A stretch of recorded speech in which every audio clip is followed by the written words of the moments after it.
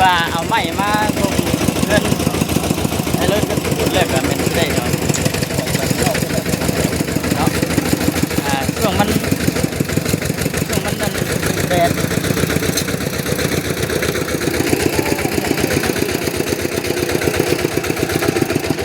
ไปได้อยู่ป่ะได้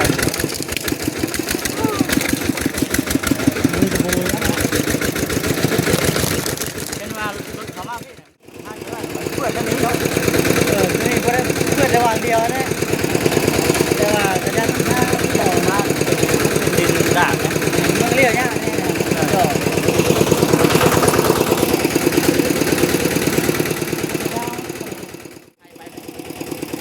เราเป็นคนหลังบ้านเนี่ย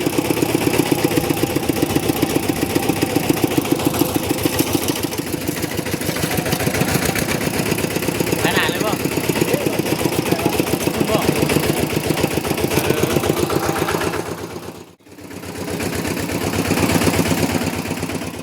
มันต้องคิดได้หรอกเนาะ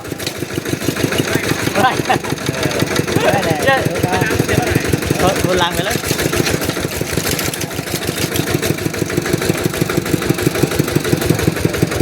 ปึ๊บบอกครับรถไทยก็เด็กจะต้องกันยุ่งเกือบจะบูขึ้นไปแล้วอ่ะโอ้หลุดอันนี้ทะลุไงติ๊กนะแกบ้าติ๊กบางน้ำไหมติ๊กน้ำด้วยยันไปหกยันมันเหี่ยงทางบ่โคมลายำเหี่ยเหี่ยงทางกันเป็นโคปิโก้เลยยังไม่ได้เป็ดฉันนี่ฉันนะโอ้ย่านนี่โอ้ย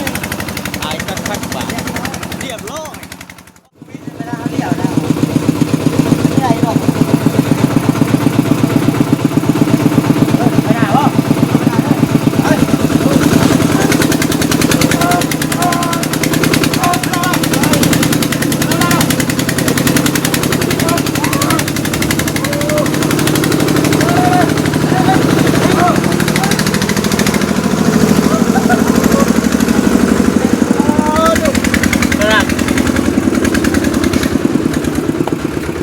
ขนาดรถไทยได้ดิ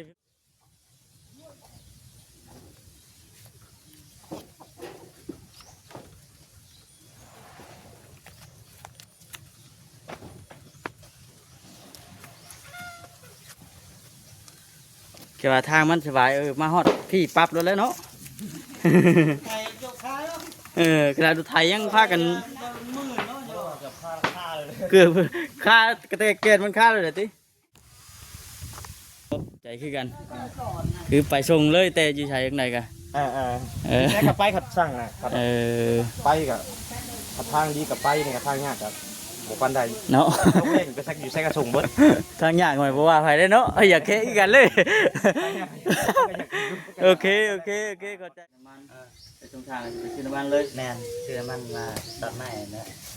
ซื้อนี่มีไว้ไว้พี่น้องอยู่เนาะไม่ป้าแล้วว่าซื้อไปต้อนในเด้อกันกับกันของปลาขนมให้ทั้งชางเพิ่นชุดหนึ่งแบบเดียวกันนี่เลยนี่อ่ะคุณ ใจละลายนะนี่ได้ที่เราให้ปลานี่ก็ได้ก็ได้ยินอยู่เพิ่นช้อนเพิ่นให้ฟังว่านี่ว่าทางบ้านเพิ่นเข้ามาว่ากับลูกกับเมียเพิ่นว่าในบ่พอเอื้อยว่าทั้งท่านและขอบคุณขอบคุณทางแม่ป้าเพิ่นแล้วก็ทางอันลูกชายเราพร้อมเด้อลูกชายทางแม่ป้าเพิ่นและเป็นคนทบกันฝากจะช่วยว่าซั่น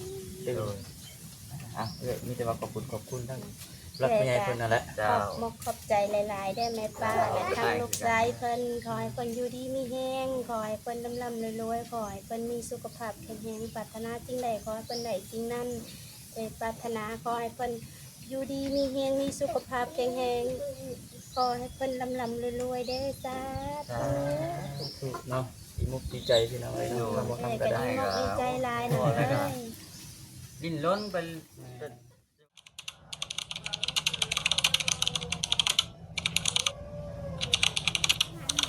พี่น้องเลยเนาะหลังจากที่ว่าอันเบาคำไปสร้างไม้มาแล้วพี่น้องเลยมาฮอดอันทางตัวเขาสีเวะเขามานี้แต่ว่ามันทางตัวเขามาเฮือนเราเนี่ยมันเปื้อนพี่น้องเลยเนาะกับรถไกลกันไปได้ดอกเราไปจ้ะแต่ว่าทางโซเฟอร์เพิ่นว่าแค่นอนย่านมันค่าหน่อยย่านมัน เสียเวลาเลยคือสิเฮิงเติบว่าจัง เขารถลุงใดครับ คือมื้อนั้นแหล้ว รถเปล่าแท้ดิ รถเป่าได้มื้อนั้นก็ได้ โดย พาอยู่นี่พี่น้องมื้อนั้นน่ะแต่ว่ารถคันเดียวกันนั่นแหละแต่ว่าก็เลยเอาตัวนี้บัดนี้เอารถไถนี้ออกไปคนใช้รถไถแล้วแก้เข้ามาเที่ยวเดียวสิเบิดบ่เลยเบิ่งบ่ครับก็สิขึ้นนั่งรถไถก่อนสบายดีเด้อเลินเด้อ อ้าวสบายดี เอา เอารถไถกันสิท่ายอยู่ใต้รถ ว่าบ่ ได้ ไปไปตรงไหนเนาะทางไอ้บุญสบายดีเด้อเด้อเถอะเอาขึ้นนี่นะบ่ห้องตัวนี้บ่เอ้ยเบิ่งไปพี่น้องไอ้เนาะทายสบายดีเด้อพี่น้องเด้อทายสบายดีดีกันเบิดทุกคนพบกันอีกคือเก่าไปพี่น้องไอ้เนาะในเมื่อมันเข้ามาบ่ได้ก็มีแต่คนเนาะเบิดบ่อยเลยเกี่ยวเดียวสิเบิดสิบ่ไม่เป็น30ไทยก็สู้ชีวิตเนาะ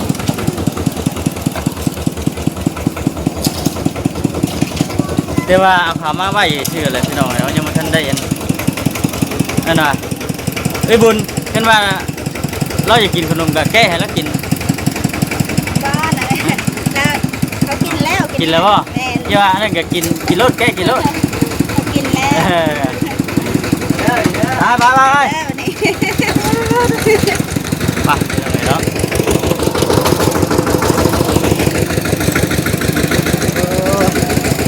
ที่ว่าเอาไม้มาตรง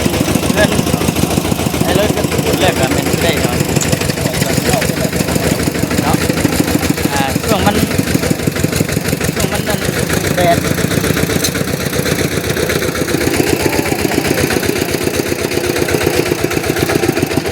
ไปได้อยู่ป่ะ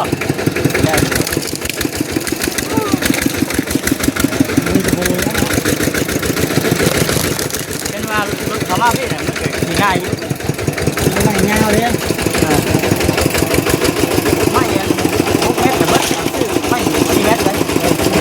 มาต่อเนาะมาต่อก็เป็นไม่แล้วนั่นมาคืออีก3 ตัวเล่น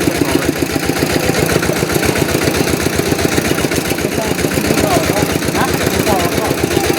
เบื่อไม่ได้เบื่อห้าเดียวกัน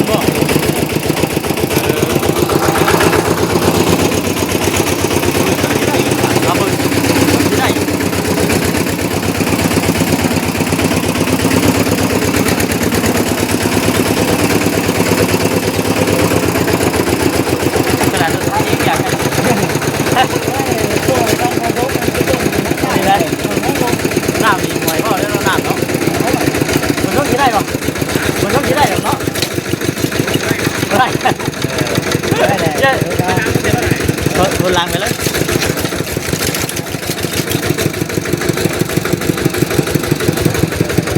ปึ๊บกว่าครับรถไทยก็ เด็กจะทำไงเนาะอ๋อโถไม่เป็น30แผ่น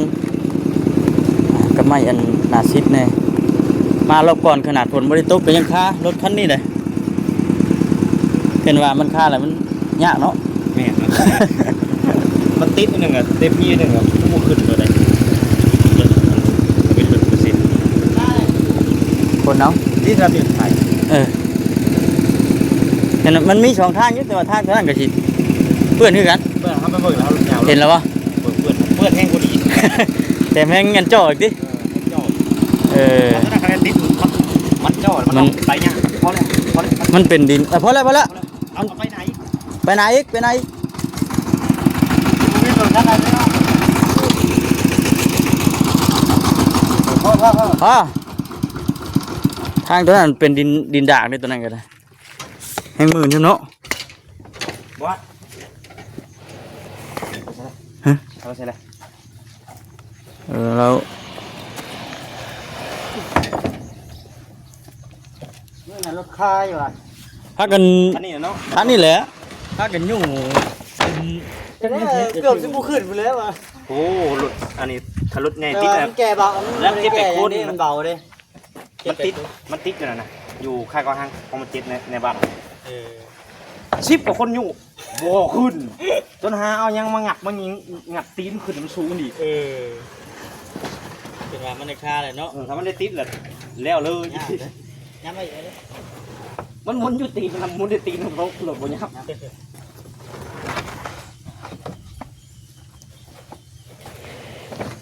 ปิ่นของขว้างกันแล้วดิ แม่น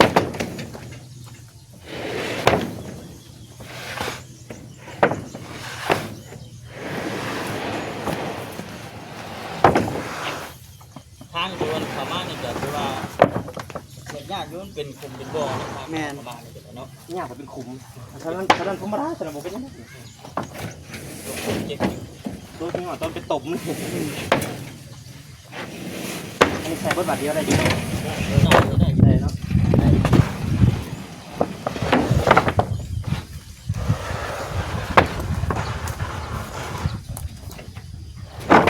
ซิกบังน้ำไหมซิกทำด้วยยันหมู อย่างมันเฮียงทางบ่ โคมลายำทีอ่ะ เฮียงทางกันเป็นคุมเป็นบ่อเลย แม่นนี่แหละทาง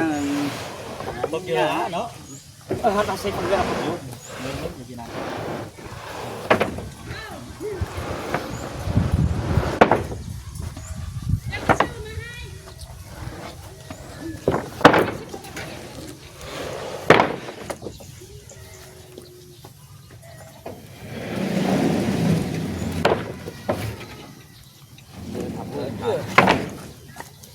เขาใส่เข้มกันโอ้โหไรคุ้งเลยทูเลยที่ใส่กลางมันทูเลยตัววะ ได้ตัวมันฮักแล้ว เป็นอันนี้บ่ ตัวมันฮักนี่นะตัวมันแต่เอาไม่ดานแล้ว เลยเนาะ ตัวแม่ถึงแล้วยอ ครับ มันเป็นคุณภาพเลยนะ ได้อยู่วะกันนี่ ได้ตัวได้ไก่ไก่ เยี่ยมมาก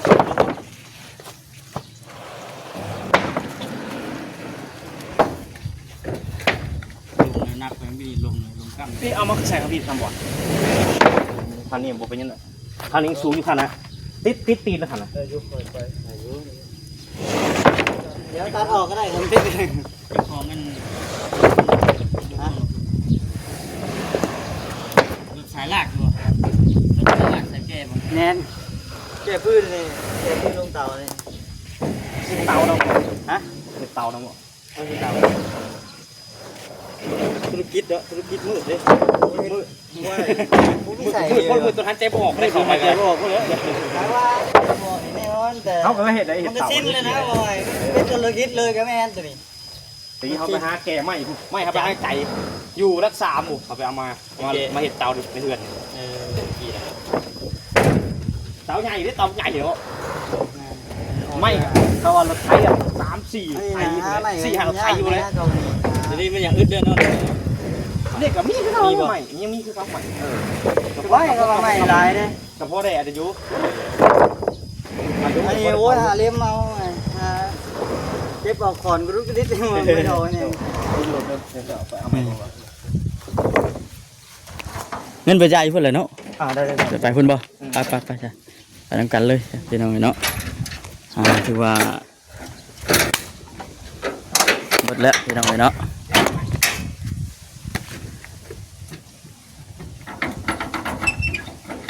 ไปบัดนี้สิปิ้นอยู่บ่ตีนข้างนั้นสิปิ้นอยู่บ่นี่ ติดอยู่แล้วปิ่นมือทางว่าแล้ว โอ้ดอก ติดอย่างนั้นเนาะ เจ็บข้างนี่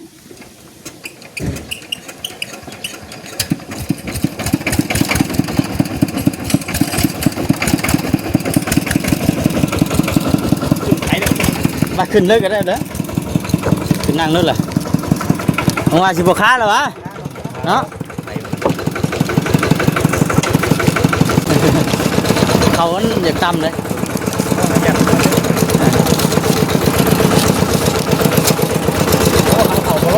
โอ้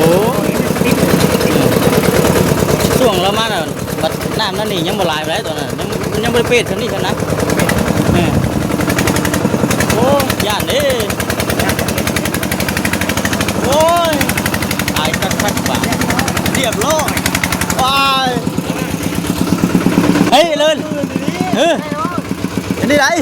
ไม่ได้โอ้จ่าคืน เบิ่งตั้งกล้องก่อนพี่น้องเลยเนาะอันนี้ไรนะ วิ่งไม่ได้เดี่ยวนะไม่ได้หรอกไปไหนวะ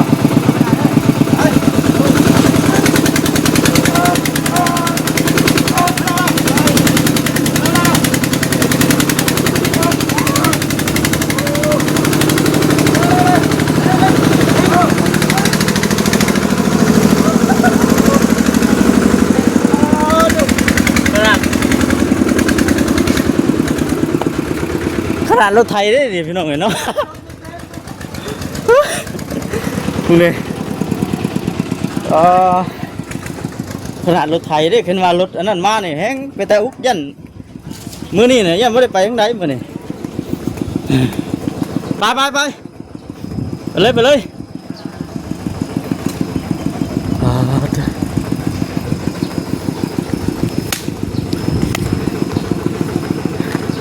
ขนาดรถไทยได้เนี่ยนะ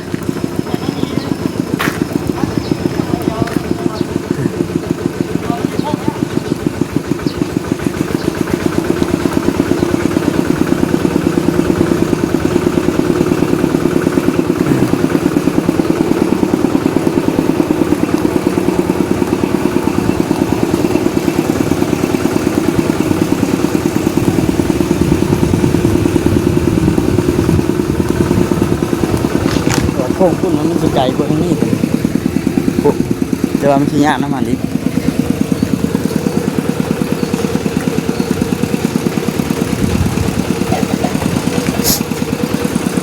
ต้องสองต่อเอาพี่น้องเนาะรถอันคนใดเพิ่นมาส่งเลยก็แม่นเอารถไถไปแก้เอาอีก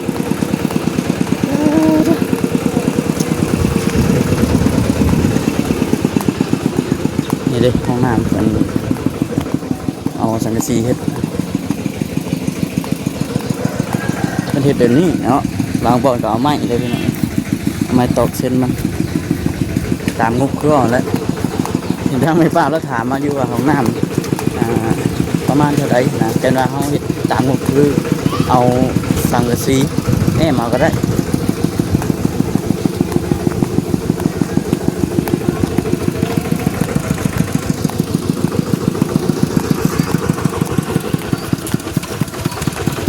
รถมุ้ยเบรกให้เจ้ารถโอ้รถจักรบ่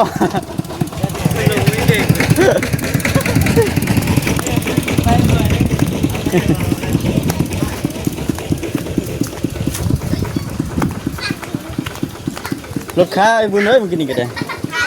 ค้าแล้วรถไทยแล้วบ่าเห็นว่าเอารถใหญ่กับมาเนี่ยให้คัด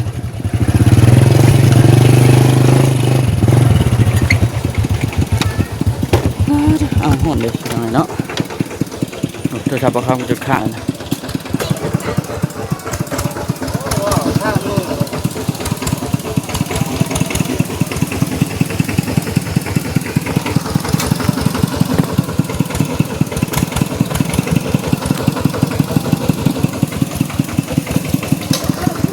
ล้วนี่แม่ล้างหลายเลย ได้เลยบ่ไม่อยู่แต่ว่าเท่าไหร่ มันไม่ล้างไง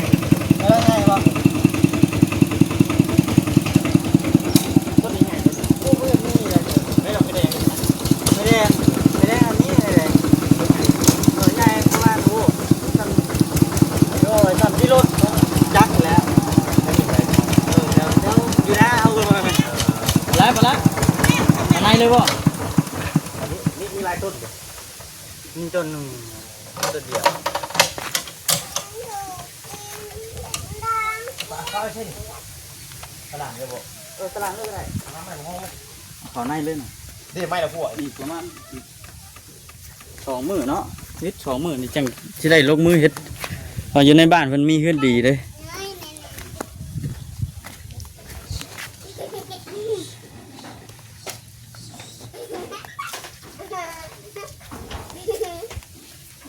เราก่อนนี้ได้คาอยู่นะ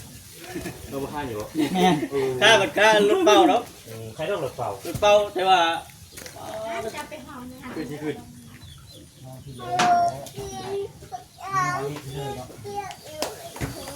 ขายในคนจะขึ้นกับพ่อแย่งรถเป็นรถเป่าจัง รถเป่ามันคล้ายแล้ว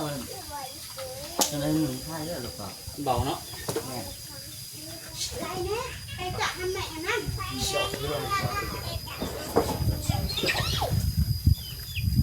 เจ้าดึงมือดึง2ตัว ยังมีงอดยังมีต่อเจ๊เจ๊ โอ้ยไม่ไหวเนี่ยคนหมดทั้งเขาทานอันนี้แย่ร้ายกัน งอดเด็ดยันนี่แหละนี่ไม่แหละเสียง เสียนนี่โอ้ยอันนี้ก็ยังไม่ได้บอกเลยเกินไปยังไม่ครบได้เนี่ยผมมีเสียงนะเอาอาสาปู อยู่ไปเรียนแบบนี้แปลงเงินเด้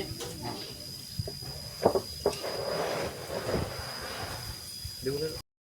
โอ้รถใหญ่ยันบ่ได้ไปทางใดเลยลงมานี่นะกุมมือแล้วเป็นกุมมืออยู่ เทียบไม่ถึงพัน บ่คำสิอันบ่คำสิเตรียมเงินจ่ายเพิ่นก่อนพี่น้องเนาะ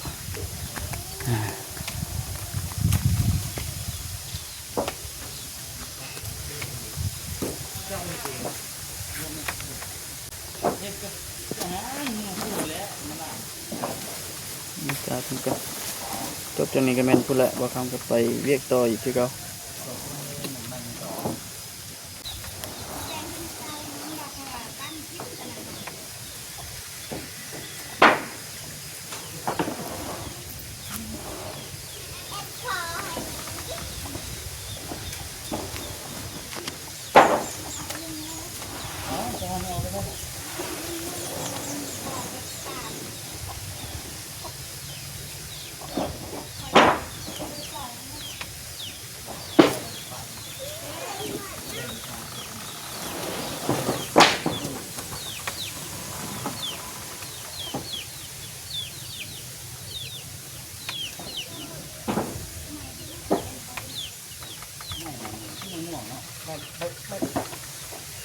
ไอ้บ้า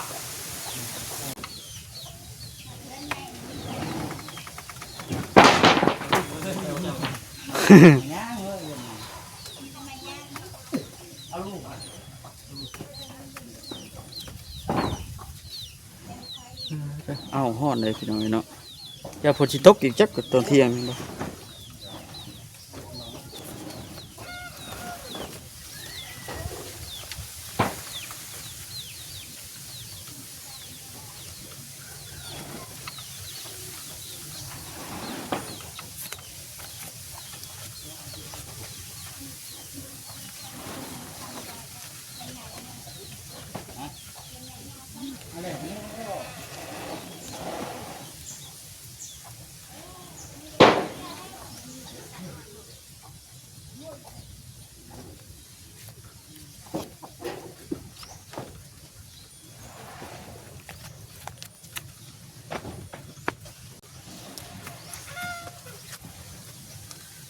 แกว่าทางมันสบายมาฮอดพี่ปั๊บแล้วเนาะ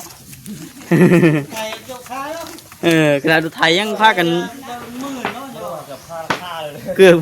ค่ากระเตกเกตมันค่าเลยเหรอติ มื่น รอบนี้พี่น้องเนาะรอบนี้คือเอาอุปกรณ์เครื่องเรือนเพิ่นก่อนและเตียงบัดนี้เตียงนะรอบน้ำหลังพี่น้องเนาะรอบน้ำหลังเดี๋ยวบ่คำสิเอามาแห้งอีกก่อนให้ทางมันแห้งมันมังอีกก่อนเกิดลงมือเลยนะพี่น้องเนาะตัวนี้ก็ได้เพราะว่าอยู่บ้านเพิ่นคือทำบ่คำว่าแหละมีคนเสียชีวิตแน่มือว่านนี่นะบ่คำคือว่าจีชังมาแต่มือว่านนี่ก็พอดีให้มันวิดมันวางก่อน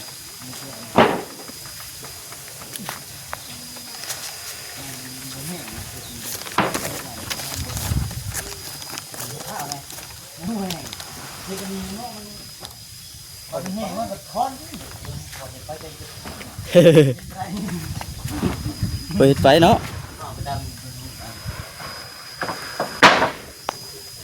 พากันลุยพากันเฮ็ดตั้งแต่ช่วงอันดำนายังไม่ทันแล้วพุ่นเหรอพุ่นว่ามุ้งหลังคากระตากพุ่นเลยนะเดี๋ยวนี้นะเฮ็ดแบบด่วนนะสายด่วนนะเอานับพุ่นที่มันเฮียนทางจักทางยากที่กันนี่เลย เดี๋ยวไปทางละทางก็ยาก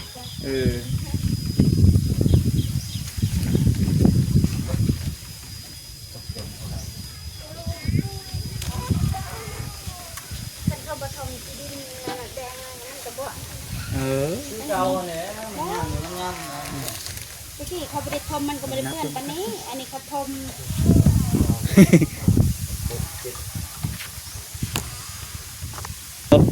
เนาะขอบมุกขอบใจคือกันคือไปส่งเลยแต่อยู่ใช้ยังไงกัน แม่กับไปขัดสั่งนะครับไปกับขัดทางดีกับไปเนี่ยกับทางยากกับบุปันใด เนาะ ต้องเล่นไปสักอยู่ใส่กระส่งเบิด ทางยากหน่อยเพราะว่าไปได้เนาะอยากเค้กันเลย โอเคขอบใจเดี๋ยวจะตามหลังเมื่อหลังนี่ก็ได้โอเคขอบใจมาส่งรถจอดได้พุ่นจะมาเอาไม้ลงซอยอยู่เพื่อนพี่น้องเนาะฮอดเพื่อนฮอดชาติแล้วไอ้บุญเลยบัดมีแต่ว่าจังไดบัดนี้ทางสร้างเพิ่นสะดวกหรือว่าว่างแล้วบ่ ท่านก็ว่างอยู่นะแต่ว่าคันว่าบ่ทรงสการแล้วก็เฮ็ดบ่ได้คือกัน มันก็แน่นอนอยู่แล้วนะ แต่ว่า เนาะ มื้ออื่นเป็นมื้อทรงสการ มื้ออื่น จุก้อนน่ะเพราะว่าเฮ็ดได้จะเฮาก็เบิ่งตามบ้านตามเมืองเพิ่นนี่แหละเพิ่น แม่น่ะ มีแบบใด มึงเราไปเลยตามใจเฮา โอ้เนาะเพิ่นโศกเศร้าโศกาตัวเบิดมาเฮ็ดปึกปังอยู่เพื่อนอยู่ชานห้วยเพิ่นสิว่าบ่เบิ่งบ้านบ่เบิ่งเมืองแท้ว่าซั่นน่ะ นั่นก็อิงตามแล้วเรียกบ้านน้องเมืองพุ่น ไป ล่ะ บ้านในเมืองนั่นแหละน่ะเริ่ม เฮาก็บ่ง่ายบ่ได้พาวนะพี่น้องเนาะ ให้ใจเย็นคอยเห็นคอยไป ไปแต่ว่ามือเฮ็ดมือลงมือก็บ่ทันก็คือว่าแหละเข้ามาอัปเดตมือ มือได้เป็นทางกลางเป็นเห็ดและทางไอ้ก็กะที่เขาบอกทางนอกเพิ่น คือมอง หนังเอ้ มาดิกตะปูคือดิกตะปู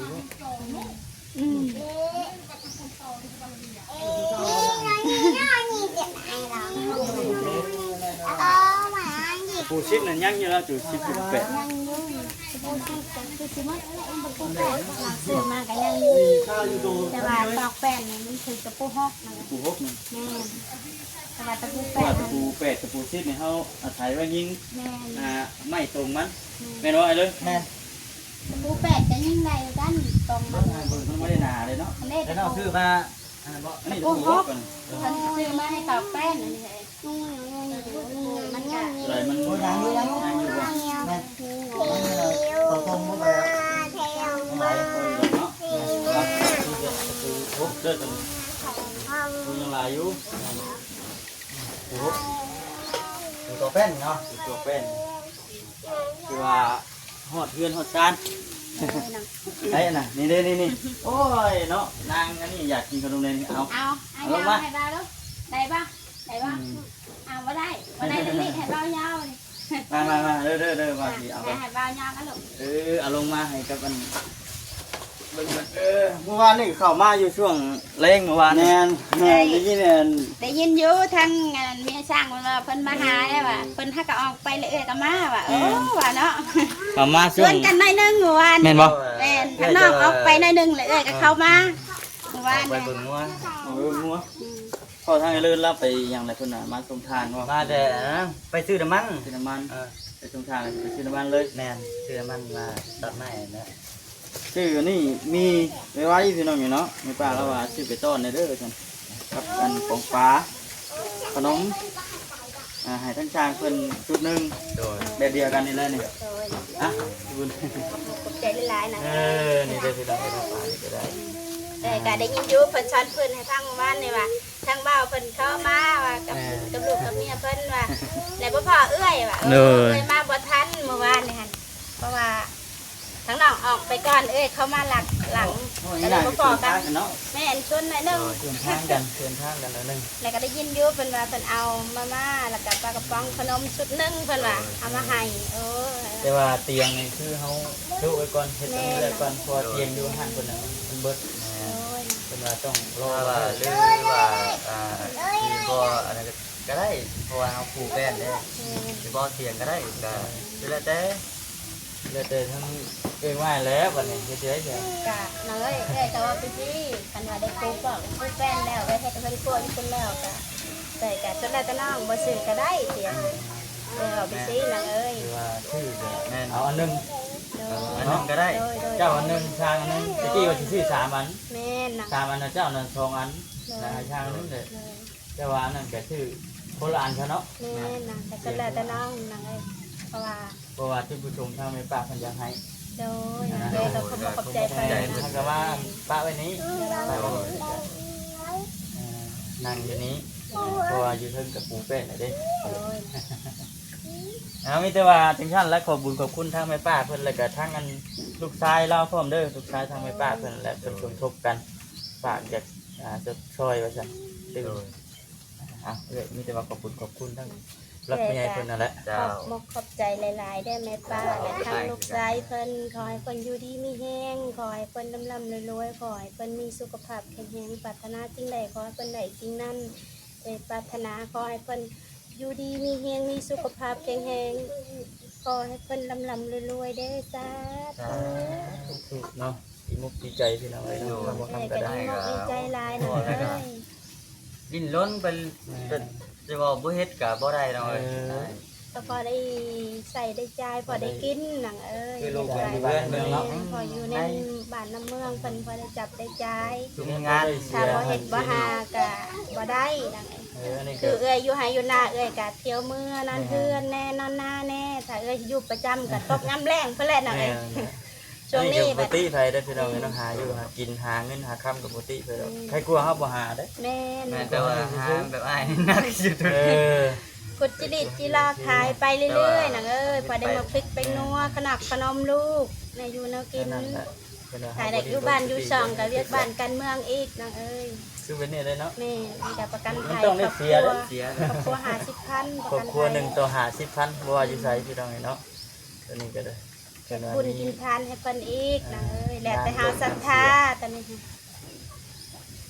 เอ้ยก็ดีอกดีใจ มีแต่ว่ามื้อเพิ่นเฮ็ดเวียกแล้วแหละจังสิได้เข้ามาอัปเดตเบิ่ง โดยนะ ว่าเพิ่นเฮ็ดฮอดขั้นตอนใดคือเก่าแหละพี่น้องทั้งสร้างเพิ่นแล้วก็ทางเลิศนี่แหละ นี่อ้ายอยากถามว่าน้องสิให้สร้างเพิ่นมาเฮ็ดน้ำบ่ แม่นๆเฮ็ดนํกันคือเก่า น้ำกันบ่ แม่นเฮ็ดนํกันคือเก่าเนี่ยกับอันนี้อีหยังแหละ คือว่าครบชุดเลยเนาะ แม่น เป็นบ่สิฟ้าครบเลย เส้นผ่านนี่ก็นี่เด้ แม่น ไม่เรืออยู่แล้วว่ะ เหลือใหม่นั่นแหละอ้ายว่าอยากให้น้องเข้ามาเบิ่งว่า เออ เหลือได้ว่า เพราะว่าใหม่ก็เรืออยู่คันว่าว สั่ง น้ำ มาตีมันละลายเดี๋ยวมันเหลือใจตัวนี้เนาะให้ พอดีซื้อมาเติมอีก3ตัว แม่น ได้เนาะ แม่น เพราะว่าเฮาเฮ็ดแต่อันเส้นผ่าซื่อๆได้เส้นผ่าเฮาสิเอาที่ซำได้เนาะบ่ได้ที่แล้ววะ ตัวนี้มันก็เหลือพอแล้วนี่ เออ และบัดนี้สร้างพุ่นจดเนาะเท่าไหร่วะ 18 นั่นแหละเลยกันน้องคือกัน 18เราจดไว้ดี จ นะ บกับ18 เอ้าว่ะมาเบิ่งก็คือว่ามันเรือได้เฮาเอามาเรือไม่ตัวเก่าก็หลาย ตัวนี้มันก็หลายเส้น ก็ เนาะ เพิ่นสิว่าว่าก็สิไล่58คุณว่าสิใช้ทั้งนอนคือเรือนใหญ่แล้วเอ้ยว่าบ่นอนก็ได้ว่าใส่ยืนแล้วก็ใส่กว้างแล้วก็พอ ส่แป้นเพิ่นว่าจะหมักแบบนั้นบ่เอ้ยหมักแบบนั้น ทั้งมันมักไปได้ก็เฮ็ดไปได้มักเฮา เลยจะว่าบ่ใส่ก็ได้แบบนอนแหน่ใส่ต่อตะปูหยิบใส่แป้นนี่เลยก็ได้ โอ้ไปซั่นก็ได้กัน มันยังบ่เปลืองเส้นผ้าเนาะนะถ้าว่าเอานอนบัดนี้มันก็หลายคือเพิ่นจด มันหลายตัวเนาะ แม่น18โต๊ะแต่เลยว่าบ่เอานอนว่าเอายืนกับเอาควงแล้วพอ แม่นนั่นแหละ เพิ่นว่าจะหมักแบบนั้นบ่เอ้ยหมักแบบนั้นว่ามันปัดง่าย แม่นให้เฮ็ดเอาและจัดเอาเองให้ได้จ้ะเฮือนตัวเองเด้เฮือนเจ้าของเด้บัดนี้เฮามันขึ้นอยู่กับเฮามักเนาะ แม่น มักในใด ดังนั้นเราจะให้ทางน้องเขามาเบิ่งว่าไหลเอาไหมว่า เป็นว่าเฮาสิเอาแบบว่าให้มันสมบูรณ์แบบคักแน่ดีก็โหเฮ็ดเฮือนนี่บ่ธรรมดาพี่น้องเอ้ย แม่นมันก็บ่ได้ธรรมดา อืม มันก็ห มัน ลา เป็น ย ธรรมดาอีหลีต้องได้ครบได้หยัง อ๋อเธอมันอันนี้คือเฮือนเฮาเฮ็ดนี่แบบบ่ได้มีพื้นมีไฟหยังเนาะ แม่นธรรมชาติ ไม่เอามากก็แม่นจับตอกใส่เลย แม่น ก็คือว่าเนาะนี่เนาะเงินใหญ่มันต้องได้ใส่บ่ร้องอยู่แล้วนี่ แม่นั่นแหละ ถ้าบ่มีในจอในหยังมีไผ อันนั้นแหละจังหวะนะ เจ้าเฮาก็เลยเอาตะปูหยิบ แม่น ก็ แม่น ได้ครับ ตะปูหยิบก็ได้ตะปู ไม่ แต่ว่าซั่นนี่อ้ายก็ดีใจแล้วเนาะ แม่นกับเส้นผ่านี่เฮาเฮ็ดแต่อันบนเฮือนครัวหันแล้วก็ แม่น คันว่าไม่คันว่ามันเหลือซะเนาะ3กิโลมันก็สิพออยู่ดอกเฮาเฮ็ดระเบียงขันไว้กันไว้เด็กน้อยสิได้มาสิยันตกกันไว้ อยากสิใส่ระเบียงก็ใส่ได้มองนี่กับมองนี่ อืม แต่ว่ามันสิเอาตัวของเก่าเนี่ยมาใส่ขอผนักเก่าก็มีน่ะ อืม ประมาณได้คือกันเพราะว่าคนเก่านี่ก็บ่ได้แน่นปานใด อ่า มาได้ก็เลยแหละก็เลยบอกว่าให้ทั้งน้องคนเข้ามาเบิ่งชายคนจดบ่ได้ก็พอใจคือกัน เพราะว่าเฮ็ดได้ซะเนาะเอาจังซั่นล่ะมีแต่ว่ามิดอันนี้แหละจัง โดย สิเข้ามาเบิ่งอีก โดยนะ โอเคดีใจน้ำเด้อ ดีใจ โอ กั เคน สบายดีพี่น้องเนาะหลังจากที่ว่าทางเงินร้านเพิ่นมาส่งไม้เป็นที่เรียบร้อยแล้วพี่น้องเนาะก็มีแต่ว่าบ่คำก็ได้จ่ายเงินเพิ่นไปเป็นที่เรียบร้อยแล้วก็ถือว่าโตเป๊ะเลยพี่น้องเนาะกับราคาที่ว่าเฮาได้ไปถามไว้หั่นนะพี่น้องเพิ่นก็บ่ได้ลดบ่ได้เกิน ราคารวมกันนี่เด้อพี่น้องเนาะ5,365,000พี่น้องเนาะก็ถือว่าขนาดแดด2 มื้อแล้วพี่น้องเอ้ยขนาดแดด2 มื้อแล้วก็รถนี่ยังไปบ่ได้อยู่พี่น้องเพราะว่าทางเข้าไปเฮือนเรานี่มันเป็นบวกตอนรถท่านเข้าไปทั้งเต็กเลยน่ะว่าขออนุญาตนำพี่น้องเอ้ยหมูไปนอนเกือกมันเป็นบวกเป็นยังนะ มันก็ปอดเถอะพอดีเอารถไถทั้งนั้นไอเลินเพิ่นน้องไอ้เนาะเอารถไถทั้งไอเลินออกมาคนใส่เที่ยวหนึ่งพอดีเบิดก็คือทั้งหมดทั้งมวลก็คือสำนี่แหละพี่น้องไอ้เนาะก็ยังสิมีอันเตียงอยู่ก็คือทางบอกคำบอกอะไรเตียงนี่ต้องได้ถากต้องได้รอก่อนนะเอาก่อนอื่นก็มีแต่ว่าอันขอบคุณทางแม่ป้าจากไหนก็ขอให้อยู่ดีมีแห้งเด้อเนาะความเจ็บจะได้ความใครจะมีขอให้อายุมันขอยืนเด้อทางแม่ป้าก็ได้อายุ100 ปี1,000 ปีเนาะสาธุขอให้สุขภาพแข็งแรง ไปจ้ะพี่น้องเอ้ยจังใดก็มีแต่ว่าฝากติดตามเบิ่งน้ำกันเด้อพี่น้องเด้อเนาะติดตามเบิ่งเดี๋ยวบ่คำกันสิเข้าไปอัปเดตเบิ่งพี่น้องเอ้ยเพราะว่าเอาไม้เข้าไปแล้วก็หลังจากที่ว่าให้มันผ่านไปวิทย์ไป2 มื้อแม่นเพิ่นสิดำเนินต่อเลยนะพี่น้องเอาแป้นขึ้นน่าจะสิบ่ฮึงบ่ได้ดอกเบิ่งนี่ก็มีแต่เอาแป้นขึ้นแล้วก็ตอกนะเพราะว่าเฮาเอาไปก็บ่ได้กบบ่ได้หยังไม่แป้นบ่ได้กบบ่ได้หยังดอกจับไปคือเด็กตะปูคำก็ซื้อไปแล้วพี่น้องเนาะซื้อไปแล้วมีแต่ว่าให้เราลงมือเลยว่าซั่นสิเป็นจังได๋ก็มีแต่ว่าติดตามเบิ่งนํกันพี่น้องเอ้ยจบอีกขั้นตอนนี้ก็จังได๋ก็รอเบิ่งอีก โอเคพี่น้องเอ้ยจังได๋ก็คือว่าพี่น้องเนาะสบายดีเด้อพี่น้องเอ้ย